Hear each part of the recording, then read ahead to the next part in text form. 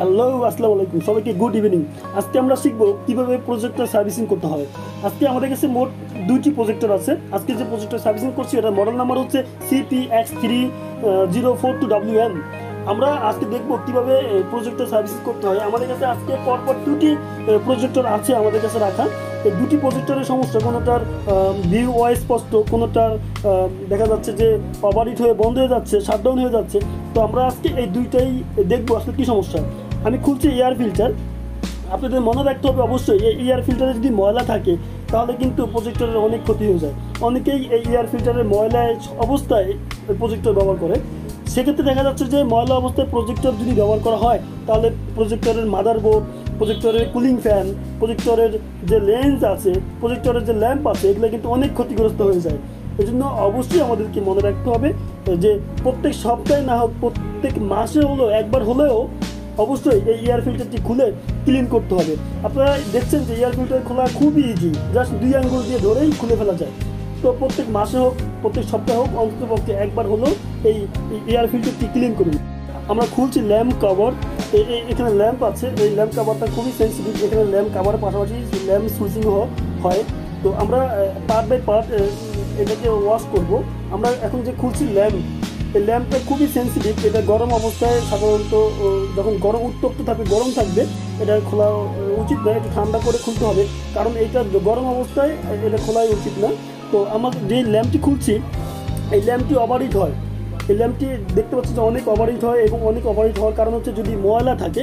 তো আপনারা দেখতে পাচ্ছেন কীভাবে ল্যাম্পটি খুলেছি। আমরা আবারও দেখাবো যে কীভাবে এই ল্যাম্পটি খুলতে হয় এবং লাগাতে হয়। তার আগে ওয়াশ করে নিই।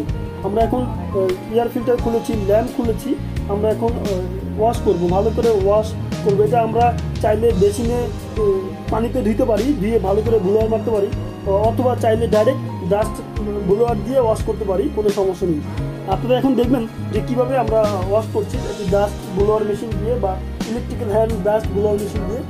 আপনারা দেখতে থাকুন আমরা কীভাবে সার্ভিসিং করছি। আমি বলে নিচ্ছি, আজকে কিন্তু আমি একা নই, আমার সাথে আজকে আছেন প্রায় 14 থেকে 15 জন স্টুডেন্ট আছে, যারা সবাই আমার সাথে আছে। তারা গোল হয়ে দাঁড়িয়ে দেখছে আমি কি করছি, তারা শিখছে। তো আমি বলতে চাচ্ছি যে তারা কিন্তু অনেক প্রশ্ন করছে, আমি কিন্তু প্রশ্নের উত্তর দিচ্ছি এবং এই ওয়াশ করছি, সার্ভিসিং করছি। এই জন্য আমি দুঃখিত, আমি আপনাদেরকে সঠিকভাবে অনেক কিছু হয়তো দেখাতে পারছি না। তবে এইটুকু বলে নিচ্ছি, আপনারা পুরো ভিডিওটি ভালো করে দেখুন, আপনারা অনেক ধরনের প্রশ্ন উত্তর পেয়ে যাবেন। আপনারা দেখতে পাচ্ছেন যে অনেক ময়লা এই প্রজেক্টরটির ভিতরে ছিল। তো এটা ক্লিন করছি। ক্লিন করার শেষে আমরা আবারও ল্যাম্প এবং ফিল্টার বসিয়ে অন করব। তার আগে আপনারা দেখতে থাকুন যে আমরা আসলে কী করছি। আশা করা যাচ্ছে আপনারা যদি ভালো করে মনোযোগ দিয়ে ভিডিওটি দেখুন অনেক কিছু জানতে পারবেন। আমার পাশে যে সমস্ত স্টুডেন্টরা আছে তারাও মনোযোগ দিয়ে দেখছে এবং অনেক প্রশ্ন করছে, আমি তাদের প্রশ্নের উত্তর দিচ্ছি। তো আপনারা যদি কোনো কিছু জানতে চান অবশ্যই আমাকে কমেন্টস বক্সে জানাবেন অথবা মেসেজ করবেন, ইনশাল্লাহ আমি সেই উত্তর দেওয়ার চেষ্টা করব। আমরা মোটামুটি ব্লোয়ার মেরেছি, এখন আমরা স্টেপ বাই স্টেপ সব আপনাদের দেখাবো। আপনারা ধৈর্য সহকারে একটু দেখুন। এটা হচ্ছে ল্যাম্প কানেকশন পোর্ট। এখানে ল্যাম্পের যে কানেকশন আছে এখানে পোর্ট করা হয়। এখানে কিছু ময়লা আছে, ময়লাটা আমরা ক্লিন করে নিচ্ছি। পুরো ভিডিওটি আমরা মনোযোগ সহকারে দেখি, আশা করা যাচ্ছে এক এক করে সব পেয়ে যাবো ইনশাল্লাহ। আমাদের ডাস্ট ক্লিয়ার হয়ে গেলেই আমরা এরপরে এক এক করে বাকি সবগুলো কাজ দেখব।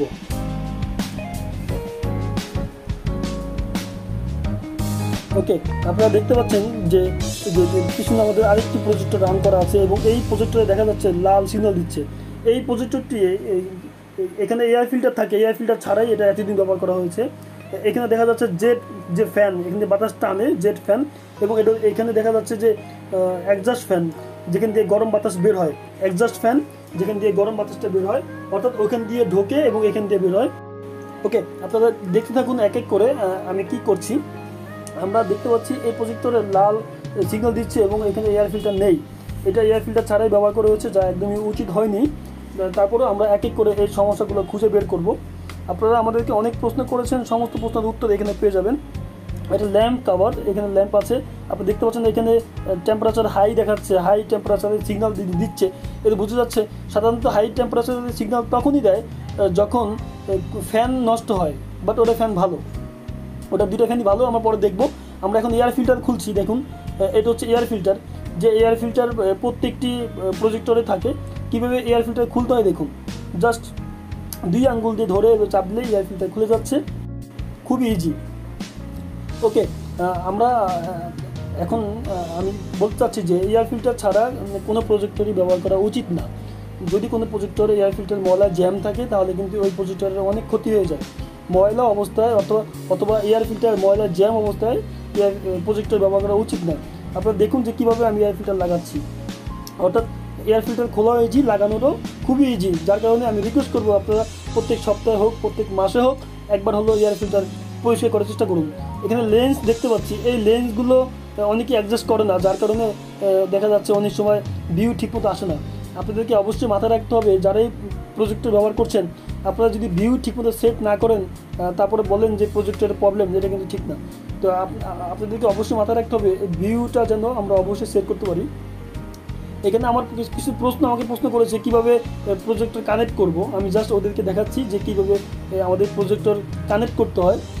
এখানে উইন্ডোজ এবং পি সবাই বাচ্চারা শুনছো যে উইন্ডোজ এবং পি ক্লিক করতে হবে। উইন্ডোজ এবং পি ক্লিক করার পরে, উইন্ডোজ বাটন এবং পি ক্লিক করার পরে একটা প্রোগ্রাম বা একটা অপশন আসবে, দেখতে পাচ্ছি একটা অপশন আসছে। এই অপশনে পিসি স্ক্যান অনলি থাকে, ডুপ্লিকেট থাকে, স্ট্যান্ড বাই থাকে, আরও অন্যান্য প্রোগ্রাম থাকে। আমরা যদি শুধু পিসি স্ক্যান দিই তাহলে শুধু পিসি স্ক্যান দেখাবে, যদি ডুপ্লিকেট দিই তাহলে দুটা ভিউ একসঙ্গে দেখাবে, অর্থাৎ ল্যাপটপের ভিউ এবং প্রজেক্টরের ভিউ একসঙ্গে দেখাবে। যদি স্ট্যান্ড বাই দেই তাহলে স্ট্যান্ড বাই দিয়ে অনেক সময় অন্যান্য ইম্পর্টেন্ট কাজ করা হয় ল্যাপটপে। তো এইটাই আর কি। তো তোমরা দেখতে থাকো যে কীভাবে কী করতে হয়। আচ্ছা, আমরা এক এক করে সবগুলো দেখছি, তবে আমার স্টুডেন্টগুলো আমাকে অনেক প্রশ্ন করছে, যার কারণে আমাকে উত্তর দিতে হচ্ছে। আমি আবারও দেখাচ্ছি, উইন্ডোজ বাটন ক্লিক করে পি ক্লিক করলে একটা অপশন আসবে। এই অপশনে গিয়ে ডুপ্লিকেট ক্লিক করলে আমাদেরকে দুইটা ভিউ দেখাবে, দুই জায়গা থেকে, অর্থাৎ ল্যাপটপের ভিউ দেখাবে এবং আমাদের যে প্রজেক্টর স্ক্রিন ভিউ দেখাবে। আমি আবারও দেখাচ্ছি, উইন্ডোজ পি ক্লিক করতে হবে। বাচ্চারা বোঝার চেষ্টা করছে, উইন্ডোজ পি ক্লিক করতে হবে, করলে একটা অপশন আসবে। এই অপশনে আমাদেরকে ডুপ্লিকেট সেট করতে হবে। আমি আবারও দেখাচ্ছি, উইন্ডোজ পি, আবারও দেখো উইন্ডোজ পি, হ্যাঁ এভাবে উইন্ডোজ পি ক্লিক করতে হবে, করলে একটা অপশন আসবে। এই অপশনে গিয়ে আমাদেরকে ডুপ্লিকেট সেট করলে দুই জায়গায় ভিউ দেখাবে। ওকে, আমরা এটা নিয়ে পরে বিস্তারিত আলোচনা করবো, আজকে এই পর্যন্ত দেখো। ওকে, আমরা এই পর্যায়ে আমরা অনেকেই প্রশ্ন করেছেন যে লাইট খারাপ হলে বা ল্যাম্প খারাপ হলে কীভাবে চেঞ্জ করব। আমরা দেখতে পাচ্ছি যে ভালো একটি ল্যাম্প আমরা নিয়ে আসছি এবং যে ল্যাম্পটি প্রজেক্টরে লাগানো আছে ওই ল্যাম্পটি খারাপ। আমরা এখন ল্যাম্প এক্সচেঞ্জ করব, অর্থাৎ এই প্রজেক্টর থেকে ল্যাম্প খুলে ভালো একটি ল্যাম্প লাগাবো। আপনারা দেখতে থাকুন যে কীভাবে ল্যাম্প অথবা লাইট পরিবর্তন করতে হয়। এটা কিন্তু খুবই একটা ইম্পর্টেন্ট ব্যাপার। এই ল্যাম্পটি নতুন আনা হয়েছে, এইটা আমরা চেঞ্জ করব। আপনারা দেখুন, এটা হচ্ছে ল্যাম্প কভার এভাবে স্ক্রু মারা থাকে। এটা শুধু ল্যাম্প কভারই নয়, এটা একটা সুইচিংও বটে, এটা সুইচিং হয় এবং ল্যাম্প কাভারিং কাজ করে। আপনারা দেখুন, অবশ্যই আপনারা মাথায় রাখবেন যে এই ল্যাম্প অনেক গরম হয় এবং অনেক গরম অবস্থায় এই ল্যাম্প কখনো খোলা এবং লাগানো ঠিক না। যখনই কুলিং থাকবে, কুল অবস্থায় আপনি এই ল্যাম্প খুলতে এবং লাগাতে পারবেন খুব ইজি। হ্যাঁ, দুই সাইডে দুটো স্ক্রু খুলতে হবে, দুই সাইডে দুটো স্ক্রু খুলে এটাকে দেখুন আমি কীভাবে করছি, আমি কীভাবে খুলছি, আপনারা একটু আমাকে ফলো করুন। দুটো স্ক্রু খোলার পরে এটাকে এভাবে ধরে খুলে ফেলতে হবে, খুলে ঠিক এই আঙ্গুলটা দিয়ে এভাবে ঠেকিয়ে হ্যাঁ এভাবে খুলে ফেলতে হবে। আপনারা দেখতে পেরেছেন আমি কীভাবে খুলেছি। সেম একইভাবে এবার আপনাদেরকে দেখাবো কীভাবে একটি ল্যাম্প অথবা লাইট লাগাতে হয়। মাথায় রাখতে হবে, আমি আবারও বলছি, এগুলো কিন্তু গরম অবস্থায়, উত্তপ্ত অবস্থায় এগুলো খোলা বা লাগানো যাবে না। ওকে, এবার দেখুন যে কীভাবে লাগাতে হয়। এই যে কানেক্টর এবং এখানে একটি কানেক্টর আছে, এটা হচ্ছে জ্যাক বলে, মেল ফিমেল পোর্টও বলে। তো আমরা এই দুটাকে অ্যাডজাস্ট করে দিব। দেখুন, ঠিক এভাবে ধরে এই বিদ্যা আঙ্গুল দিয়ে চাপ দিতে হবে, চাপ দিয়ে লক করে দিতে হবে। হ্যাঁ, লেগে গেছে। ওকে, এইভাবে ঠিক আমাদেরকে ল্যাম্প চেঞ্জ করতে হবে। এই ল্যাম্প নষ্ট হয় সাধারণত যদি এয়ার ফিল্টার না থাকে, ল্যাম্প অতিরিক্ত গরম হয়েই ল্যাম্প নষ্ট হয়ে যায়। এজন্য অবশ্যই এয়ার ফিল্টার যেন পরিষ্কার থাকে। এয়ার ফিল্টার যদি পরিষ্কার না থাকে তাহলে কিন্তু এই ল্যাম্প নষ্ট হয়ে যাবে। এয়ার ফিল্টার দিয়ে বাতাস ঢুকবে এবং বাতাস বের হবে, মাথায় রাখতে হবে যে একদম এয়ার ফিল্টার নিট এবং ক্লিন থাকবে, তবেই কিন্তু এই ল্যাম্প ভালো থাকবে। যদি আমরা প্রজেক্টর ভালো রাখতে চাই, অবশ্যই আমাদেরকে সবসময় এয়ার ফিল্টারের দিকে খেয়াল রাখতে হবে, এয়ার ফিল্টার যেন ক্লিন থাকে। আমরা কিন্তু ল্যাম্প চেঞ্জ করে ফেলছি, ল্যাম্প চেঞ্জ করে এখন আমরা এক এক করে বাকি কাজ দেখাবো। আমরা আরেকটি প্রজেক্টরের কাছে আসছি। এই প্রজেক্টরটি হচ্ছে যে এইটার মাদারবোর্ড সমস্যা, এটার এয়ার ফিল্টার ছাড়া এটা অনেকদিন ব্যবহার করা হয়েছে, যার ফলে এটার মাদারবোর্ডে বিভিন্ন আইসি ওভারহিট হয়ে যায়, আইসি গরম হয়ে যায়। এবং আমরা দেখতে পাচ্ছি যে এই সাইডে আছে এক্সস্ট ফ্যান এবং কুলিং ফ্যান নামে পরিচিত। এটা ক্ষেত্র বিশেষ এক্সস্ট ফ্যান, ক্ষেত্র বিশেষ কুলিং ফ্যান। যখন আপনাকে বাতাস দিবে তখন এটা কুলিং ফ্যান, যখন আপনাকে বাতাস টেনে নিবে তখন এটা এক্সস্ট ফ্যান। আমরা দেখতে পাচ্ছি লেন্স এবং এটা মাদারবোর্ড, হ্যাঁ, এগুলো সবগুলো কানেক্টর, এগুলো সবগুলো হচ্ছে কানেক্টর। ওকে, এগুলো হচ্ছে বাটন, হ্যাঁ, এটার এই বাটন দেখা যাচ্ছে, ছোটো ছোটো বাটনগুলো দেখা যাচ্ছে, এই বাটন ইন্টারনাল বাটন ওইটা, এগুলো উপরে ক্যাচিং, এগুলো সব বাটন, এই বাটনগুলো দেখা যাচ্ছে।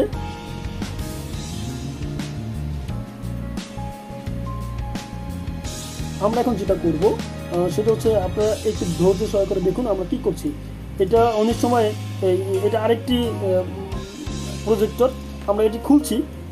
অনেক সময় দেখা যাচ্ছে যে প্রজেক্টরের সব স্ক্রু খোলার পরেও একটু সমস্যা থাকে, একটু জ্যাম থাকে, কোনো কারণে জ্যাম থাকতে পারে, কোনো যুদ্ধ করা যাবে না, তাড়াহুড়া করা যাবে না, সমস্ত স্ক্রু ভালোভাবে খুলে ঠান্ডা মাথায় খুলে ফেলতে হবে।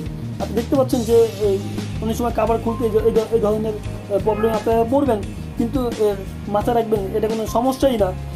যদি কোনো জায়গায় কোনো স্ক্রু খোলা বাকি থাকে তাহলে কিন্তু এই জাতীয় সমস্যা খুব বেশি হয়, কোনো কারণে জ্যাম হতেই পারে, কিন্তু জোর করা যাবে না, ঠান্ডা মাথায় আস্তে আস্তে খুলে ফেলতে হবে। আপনি দেখতে পাচ্ছেন যে খুলতে একটু সমস্যা হলেও ইজিলি খুলে গেছে। আরও বেশ কয়েকটা প্রজেক্টে খোলা হয়েছে, ওগুলো কিন্তু এমন হয়নি, বাট এটা একটু ঝামেলা হয়েছে, এটা কোনো সমস্যাই না। ওকে, আপনারা দেখতে পাচ্ছেন যে একটি প্রজেক্টরের কভার খুলে ফেলা হয়েছে। আমরা এখন দেখাবো এর ভিতরে কী কী আছে, আরেকবার একটু দেখাই। এটা হচ্ছে ল্যাম্প, এটা হচ্ছে ল্যাম্প সুইচ, অর্থাৎ এর ভিতরে একটি ল্যাম্প সুইচ আছে। আপনারা অনেকে প্রশ্ন করেছেন ল্যাম্প সুইচ আবার কী কাজ। হ্যাঁ, এটা যদি অন না থাকে তাহলে কিন্তু প্রজেক্টর রান করবে না, ডিসপ্লে দেখাবে না, ভিউ আসবে না। সেক্ষেত্রে আমরা একটু কাগজ দিচ্ছি, কাগজ দিয়ে জাস্ট সুইচটাকে অন করলাম, আমরা যদি এখন পাওয়ার দিব, পাওয়ার দিয়ে চেক করব। আপনাদের মাথায় রাখতে হবে যে এইখানে যে কাভারটা, এই কাভারটা কিন্তু এই সুইচিংয়ে কাজ করছে, অর্থাৎ যখনই আমরা কাভারের সঙ্গে এটা লাগিয়ে দেয় তখন কিন্তু এগিয়ে সুইচটাকে অন করে দেয়। তো যেহেতু এইটা এই মুহূর্তে এখানে লাগানো যাচ্ছে না, সেহেতু আমরা আপাতত কাগজ দিয়ে সুইচটাকে অন করলাম।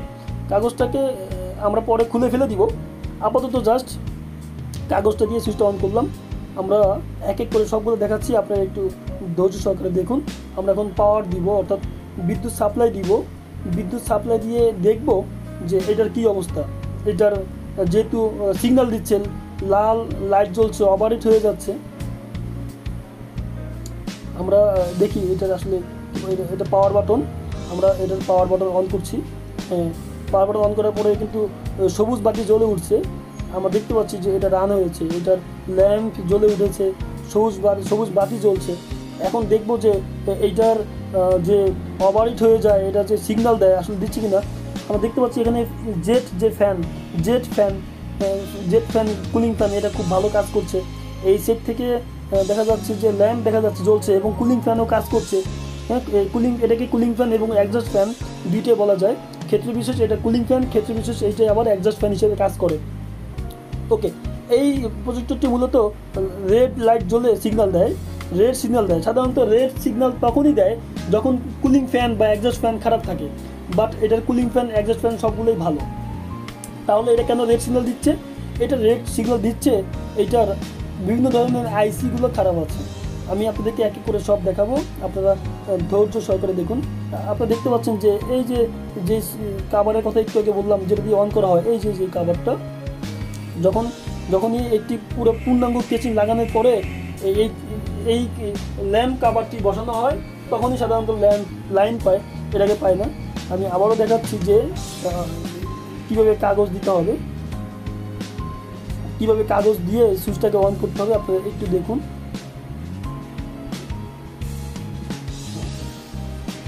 ওকে, কীভাবে কাগজ দিয়ে সুইচটা অন করতে হবে আমি দেখিয়ে দিয়েছি। এবার আমি পাওয়ার দিচ্ছি, আপনারা দেখুন যে কীভাবে পাওয়ার দিচ্ছি। আমরা দেখতে পাচ্ছি যে আবারও যে রেড সিগন্যাল অর্থাৎ পাওয়ার এসছে। আমরা এখন অন করছি, আমরা এখন এই কেচিংটা আবারও দেখাচ্ছি আপনাদেরকে। পাওয়ার বাটন ক্লিক করে আমরা অন করছি। অন করার পরে আমরা দেখতে পাচ্ছি যে এটার অন হয়েছে এবং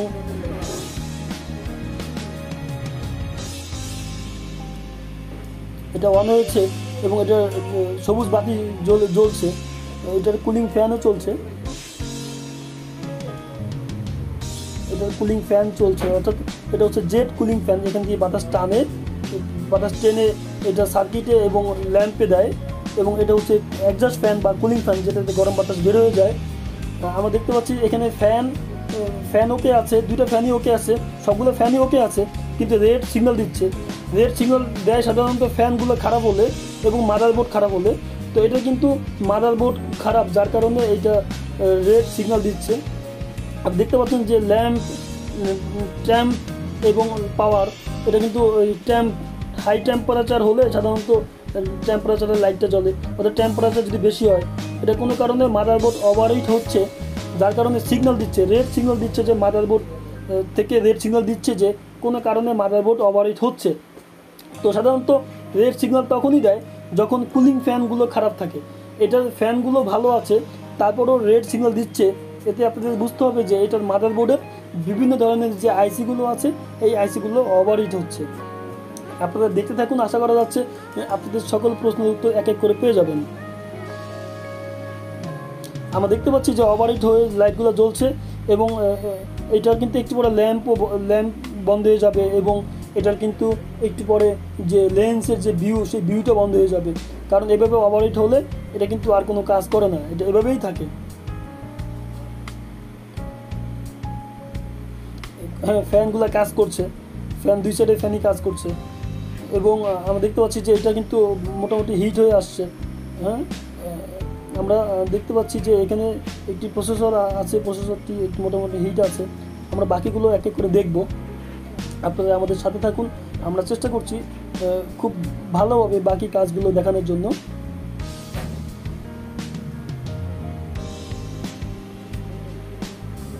আপনারা দেখতে পাচ্ছেন যে এখনও কিন্তু রেড সিগন্যাল দিচ্ছে।